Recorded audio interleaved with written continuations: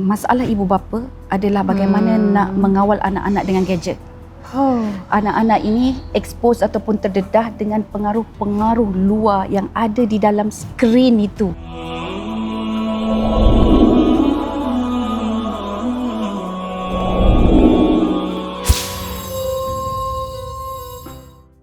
Ramadan sentiasa hadir dengan rasa yang berbeza. Ia membawa harapan baru, di ruang untuk kita berhenti seketika mendengar suara hati dan berfikir.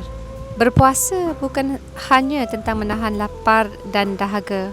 Ianya tentang melatih sabar, menanamkan rasa syukur dan empati dan belajar hidup bersederhana dalam kebersamaan. Kita berpuasa kerana Allah Subhanahu Wa Taala.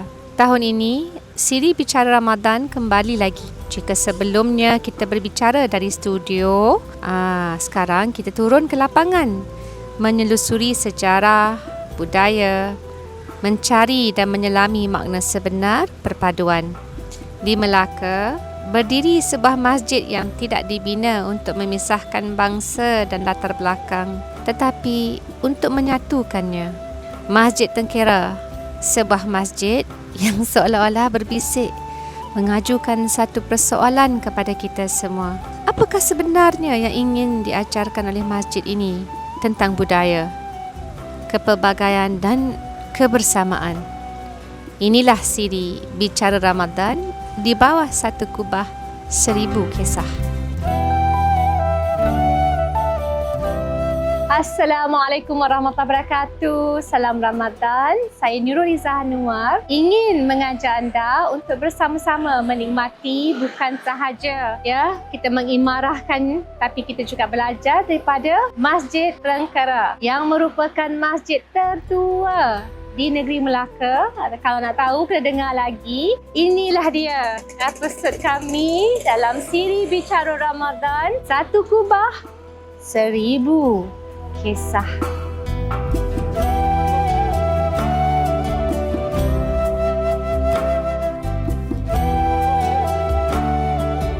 Saya akan temu Ramah, salah seorang anggota karya, Encik/Cikgu/ Haji Rashid. Masjid Tengkera kan? Tengkera. Sebetul-betul? Ya. Okey. Tengkera. Salah sebut tadi. Tengkera biasalah. Biasa Tengkera. Asalnya Tengkera. Tapi sekarang ikutan Tengkera, bukan Tengkera. Oh, itu dululah. Jangan sebut kera. Sekarang Tengkera. Baik. Cik Rashid, boleh tak maklumkan kepada saya, pendengar, penonton di luar sana sempena Ramadan, tahun bila Masjid Tengkera, dulunya Tengkera dibina? Masjid Tengkera ini telah dibina pada secara rasmi oleh pihak muzium dari penyelidikannya pada 1728 Masehi. 1728, Masya Allah. Hampir sekarang dah hampir 300 tahun. Hampir 300 tahun. Saya nampak, Cik Rashid, ada tulis je Masjid Tengkera macam Encik Rashid sebut tadi. Boleh cerita sikit? Apa dia katakan kubu Portugis dulu? Perkataan Tengkera ni adalah merupakan perkataan Portugis. Maknanya kubu ataupun tempat pertahanan. Tempat pertahanan untuk askar yang berkumpul atau berkemah di tempat ini. Jadi kita tukarkan masjid kan, dan memang dia ada kubah, tapi kubah dia special.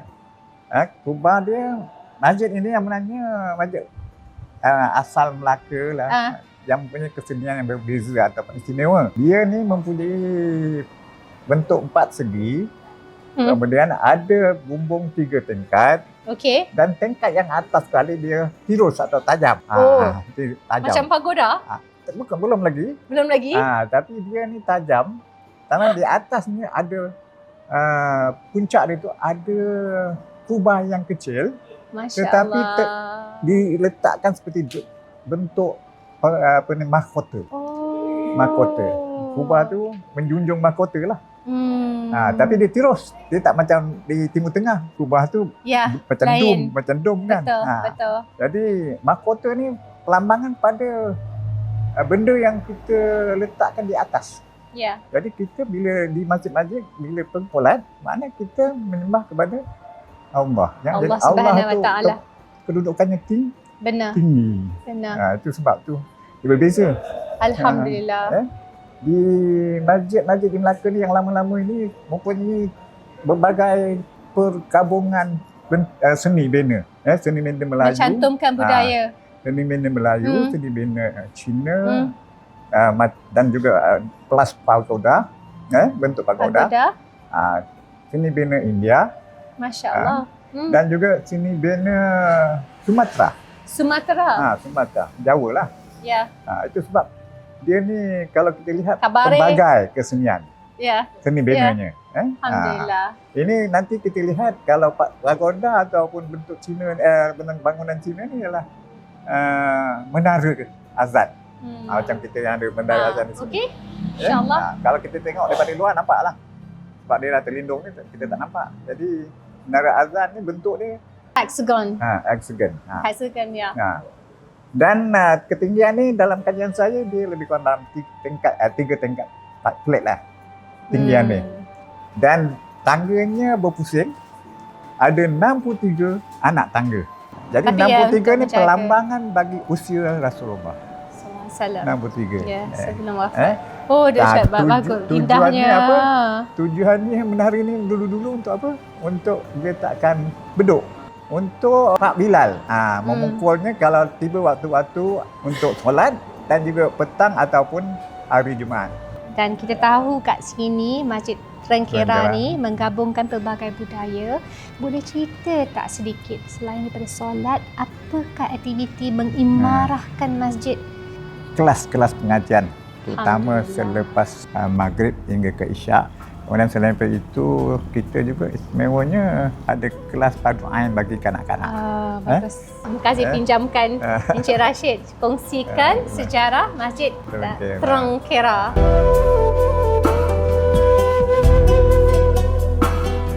Alhamdulillah. Kalau tadi kita sempat mendengar daripada Cikgu/Haji Rashid daripada Qaryah Masjid Rengkera tentang keunikan bentuk masjid yang begitu pelbagai budayanya, menggabungkan budaya Cina, India, Melayu dan Sumatera. Kini kita mahu mendalami lagi menerusi sirah Nabi, seorang pakar yang pada saya mampu memberikan laluan kepada kita mendalami hikmah dan juga hijrah, termasuklah Piagam Madinah, perlembagaan menyeluruh pertama yang siap untuk berpandukan wahyu bagi atau sebagai landasan kepada kepimpinan. Tak lain tak bukan, insyaAllah dah tertemu Ustazah Isfadiah yang merupakan graduan the UIA, The Science of Revealed Knowledge. Ya, kalau dikatakan bukan saja wahyu, but sekarang ini Ustazah ni bukan calang-calang. Saya sebagai seorang ibu pun ada modul yang tersusun, tapi itu untuk segmen lain. Sekarang nak tanya je Ustazah. Ya, Izzah. Apa khabar? Alhamdulillah. Ya. Terima kasih Izzah for having me. First time ke sini? First time ke? Ya, kali pertama dan subhanallah. So Ustazah, tadi dengan penuh kepakaran sebut tentang ialah dari segi mengenal pasti benteng pertahanan diri. Tapi sebelum kita masuk ke topik tersebut, saya nak tanyalah, kita kan cuba nak ikuti jejak langkah kepimpinan baginda Nabi Muhammad SAW yang kita sanjungi, yang kita kasihi.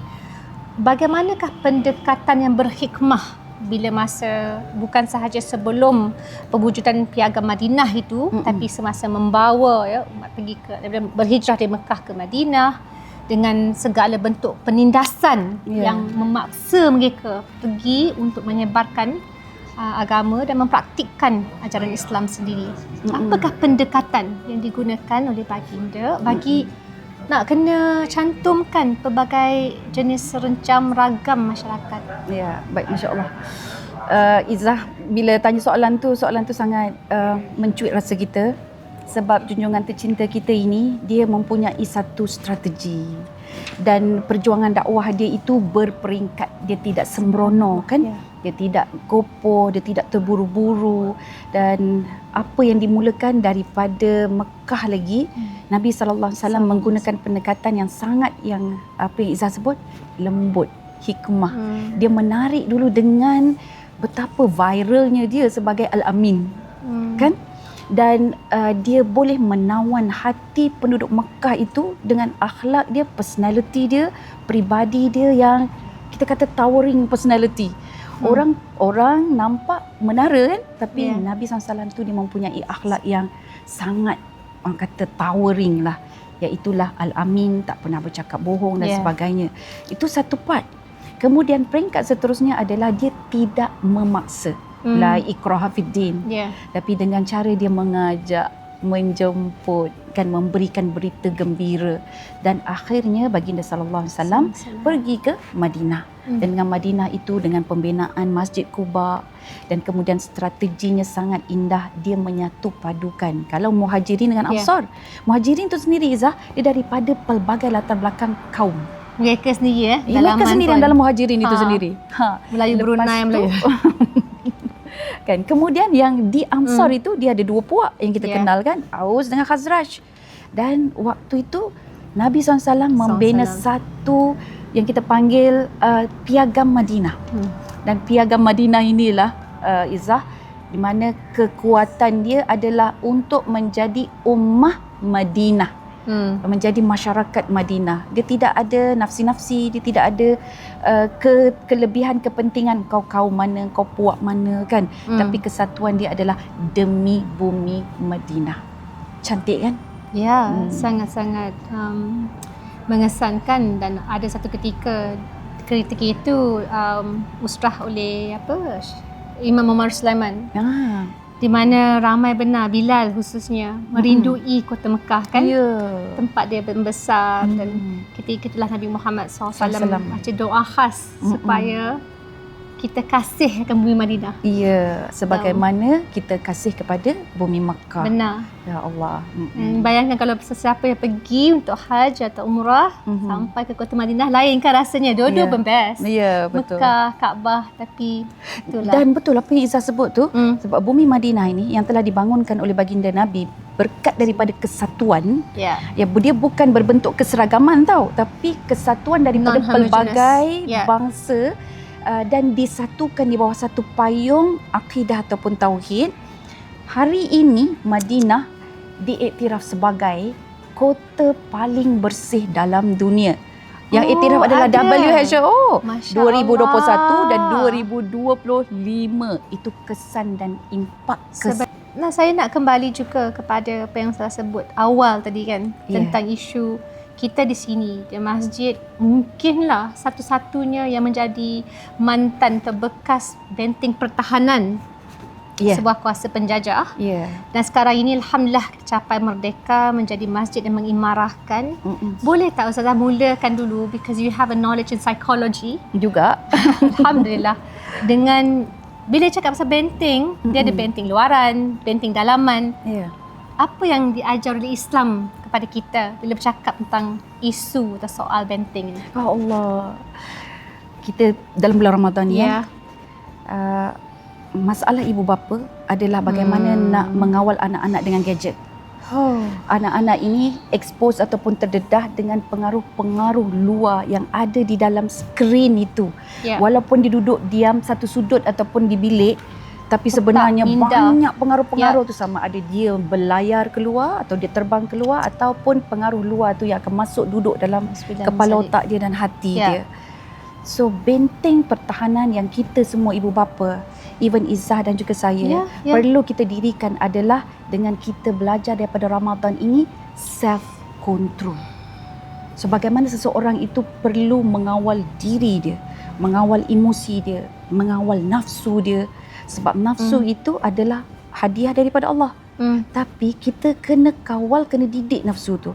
Jangan biarkan nafsu kita ini direbut oleh syaitan dan terus dia mengawal kita. So nafsu itu perlu dididik sampai dia jadi nafsul mutmainnah. Nafsu yang tenang, nafsu yang pandai membuat keputusan, nafsu yang boleh kata no bila masa kena say no. So nafsu inilah, self control inilah yang perlu ada sebagai benteng pertahanan diri kita.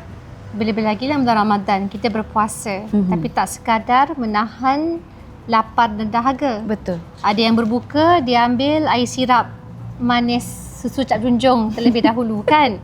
Jadi Itu jadi sirap Bandung. ya betul, tapi sirap Bandung tidak begitu baik untuk diri Untuk, kita, kesihatan kita. Betul, setuju. Jadi kita mulakan dengan kebaikan. Jadi dengan cara itu kita boleh melatih diri kita selama 30 hari self control. Saya rasa memang sangat penting lah, because bila kita dah berumur macam saya, kena isu kawalan gula, kawalan pemakanan, semuanya berubah. Ia bermula dengan diri kita sebelum kita nak mengajar anak-anak. Saya juga sempat menonton sebuah dokumentari, Ustazah, dipanggil The Social Dilemma, tentang mereka yang pernah bekerja dengan Facebook dan sebagainya, mendedahkan kawalan algoritma yang sangat berbahaya untuk minda manusia, apatah lagi anak-anak muda. Betul. Kalau memang dibiarkan. Kita sedang diperhati, kita sedang dipantau, dan kita sedang dirancang kehidupan kita. Seandainya kita tidak ada self control. Izzah, saya sedar benda ni apabila anak saya, dia pun ketagih gadget. Jadi bila saya cakap dengan dia dalam tempoh setahun waktu PKP semua kan, kita nak bentuk dia, bagi peraturan apa semua, tapi dia fail. So saya menyatakan rasa saya punya apa kata tu, kekecewaan. Jadi lepas tu saya menangis. Dan anak itu berumur 11 tahun. Dia peluk saya, Izzah. Dia kata, "Umi, I'm so sorry. I just don't know how to control myself." So bila dia sebut I just don't know how to control myself, waktu tu saya baru kata, ya Allah, betul, aku pun tak pandai kontrol diri, apatah lagi dia. So sekarang ni kita mesti bekerjasama, kita mesti bantu-membantu macam mana kita nak meningkatkan self control.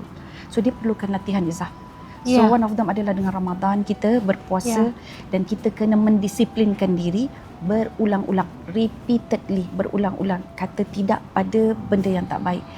Kita kena bertegas. Sebab ialah puasa mengajar kita makan minum ini halal tapi haram dalam bulan Ramadan.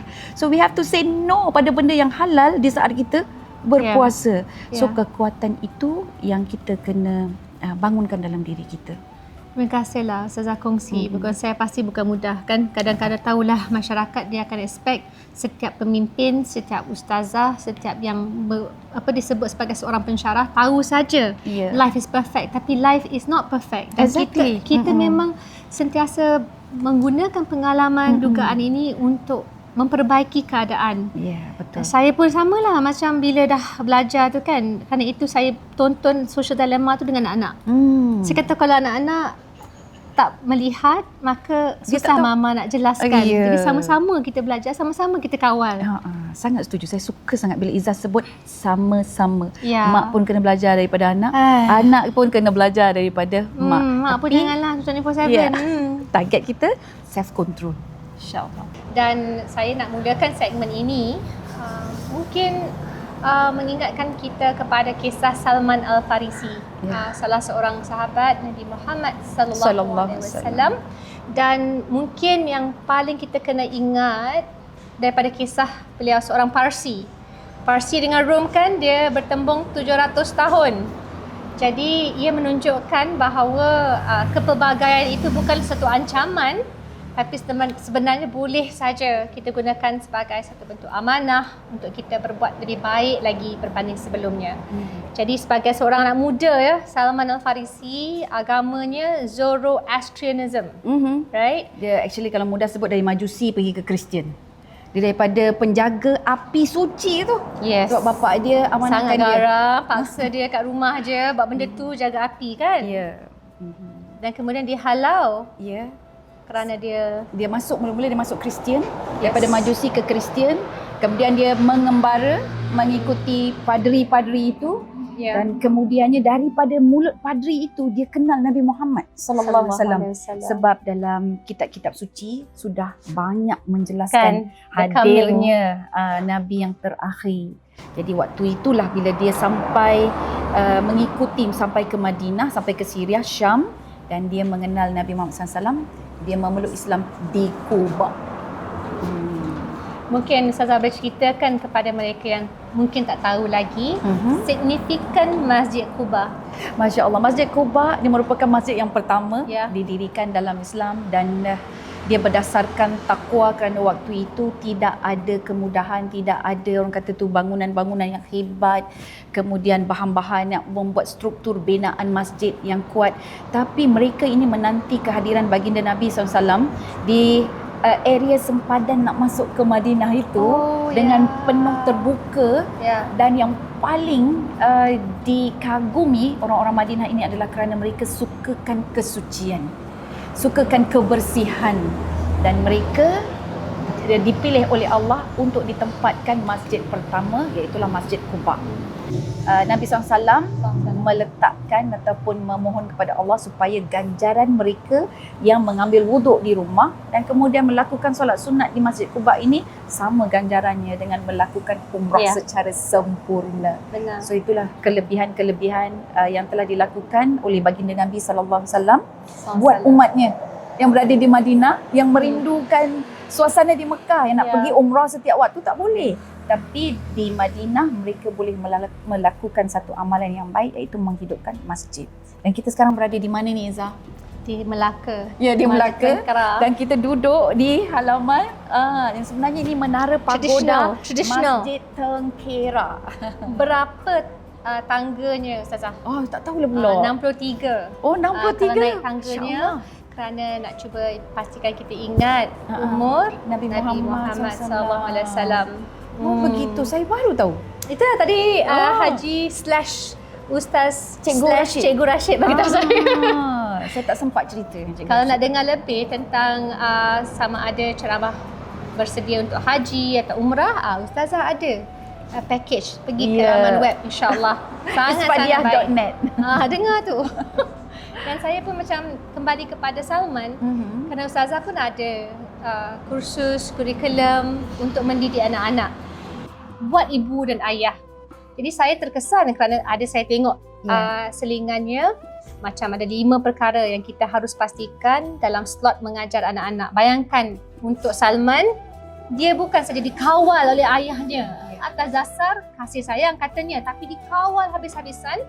Hanya 1 hari saja terlepas untuk pergi patutnya ke taman. Tapi dia ketemu seorang padri di gereja di Syams ke? Di area Farsi. Masih di Parsi sebelum ke Syams. Jadi untuk modul yang saya nampak Ustazah sebutkan untuk anak-anak ni banyak lagi hal yang kita kena ajar. Tapi pertama akidah. Ya. Dan tentunya saya suka kerana ada aturan. Sebelumlah pergi ke perkara keempat, pendidikan seks atau kejantinaan. Ya, dan seterusnya, semua ini mungkin Ustazah dapat kongsikan betapa kuatnya Salman sampai dia mencari hidayah itu. Dan dia dibuang oleh ayahnya dalam keadaan padri yang dipercayainya ketika itu pun telah menodai kepercayaan, melakukan rasuah, segala bentuk rampasan harta. Jadi hikayat Salman Al-Farisi itu adalah mencari kebenaran. So yang itu yang kita perlu kagum dengan sahabat-sahabat kita yang berusaha mencari kebenaran, mencari ketulinan, genuinity, dia bukan hanya tampalan semata-mata, tapi keikhlasan dia nak mencari kebenaran, mencari ketenangan, dan hidayah ni, petunjuk ini dia akan datang kepada mereka yang mencari. Mereka hidayah ni bukan datang bergolek, bukan datang melayang. Tapi apabila kita sematkan azam, faiza azamta fatawakkal 'ala Allah. Bila kamu berazam, kamu letakkan pergantungan kamu semata-mata kepada Allah. Dan Salman Al-Farisi, waktu itu dia belum kenal Allah lagi, tapi berkat daripada keinginan dia mencari kebenaran, maka Allah suakan kebenaran kepada dia. Dan dia menjadi sahabat Nabi yang paling akrab, paling baik. Dan Salman Al-Farisi merupakan orang yang pertama, Izzah, terjemah Al-Quran ke bahasa Parsi. Salman Al-Farisi lah. Kelebihan dia sangat indah. Dalam peperangan dia memberikan cadangan-cadangan kan.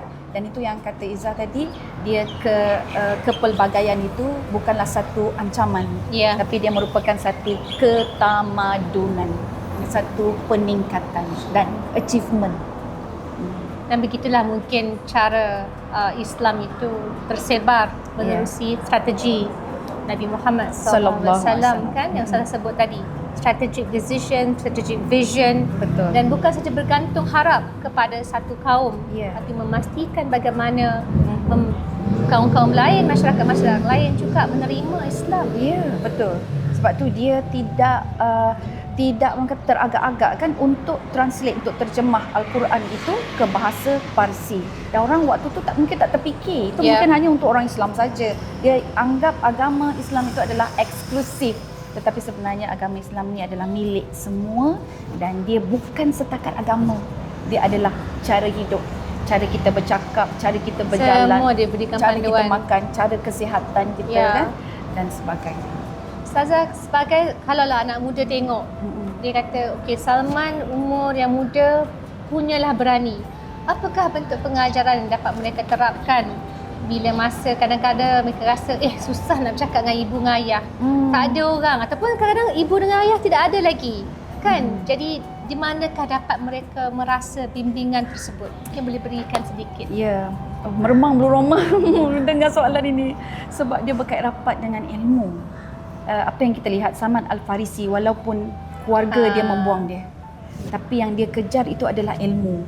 Dan bila dia nak tahu kebenaran tu, Allah akan bantu dia untuk menapis. Oh, Majusi begini bentuknya. Kemudian cara Kristian begini bentuknya.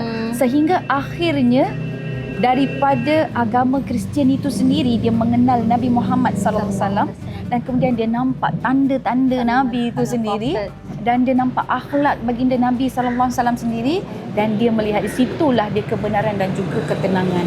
So jangan berhenti menuntut ilmu dan ilmu itu sekarang ini banyak sebab kita ini kebanjiran maklumat. Ya, betul. Betul. Belum tentu maklumat itu Knowledge. ilmu. So jadi ilmu itu kena belajar daripada guru yang sebenar sehingga sebagaimana Salman Al-Farisi bertemu dengan Nabi Muhammad SAW selaku Setuju. muallim kita yang sebenar. Dalilnya sebenar, evidence based. Betul. Kita pun tahu kan dari segi bila Ustazah belajar di UIA sendiri kan, semuanya ada ikut sanad. So benda-benda ni pada saya sangat penting kerana kalau dalam TikTok, di media sosial, macam-macam dapat kita Google ataupun kita cari. Dan tersedia. banyak berita-berita palsu. Ya. Dan banyak kita panggil hayalan-hayalan ataupun drama-drama kan Astaghfirullah, yang ada tahayul, ya. betul. Dan sebab itulah kita kena berguru, Ya. mencari guru ataupun mursyid yang betul-betul ada credibility.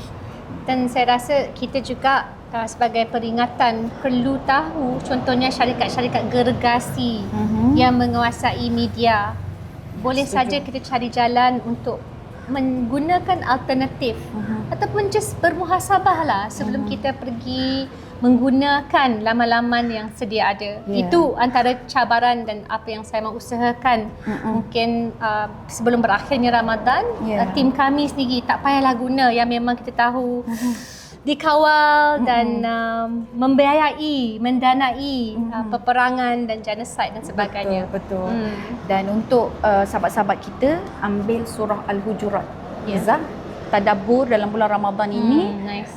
Itu adalah satu panduan bagaimana kita nak beradab ataupun berperibadi dalam media sosial. Penggunaan internet. Surah Al-Hujurat sangat-sangat sempurna sebab dia mengingatkan kita siapa yang menjadi keutamaan kita, Ya. adab kita dalam bermasyarakat, adab nak memanggil, adab nak menjadi friend. Betul, Subhanallah. betul. Itu boleh jadi kita punya kiasan dalam Flirting tak mengaplikasi. flirting memang tak boleh flirting Yes. lah. So Kan? mengaplikasikan Al-Hujurat dalam dunia kita Nice. yang sebenar.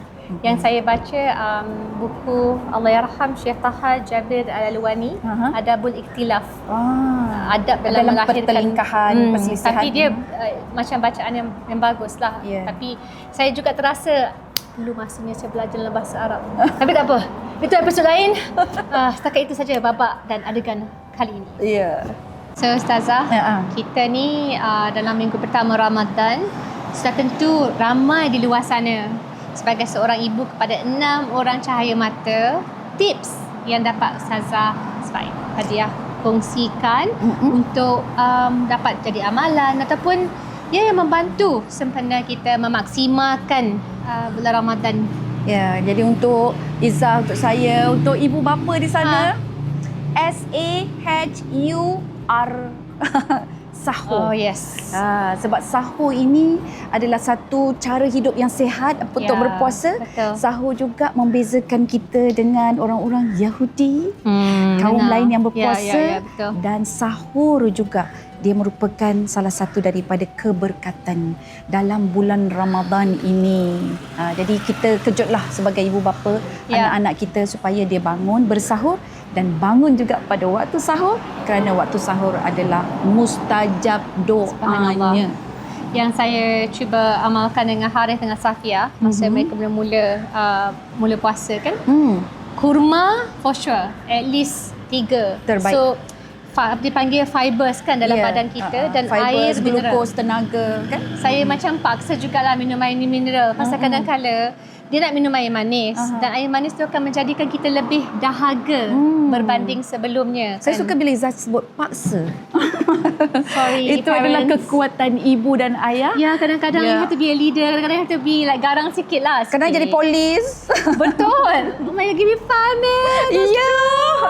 Itu ibu Ya. So jadi itulah kekuatan kita untuk membangunkan kebaikan dalam diri anak-anak kita ini. Betul, especially solat. So macam nak minta dia jadi imam. Kan suami saya kan mu'alaf. Jadi so kau jadi imam Harith lah.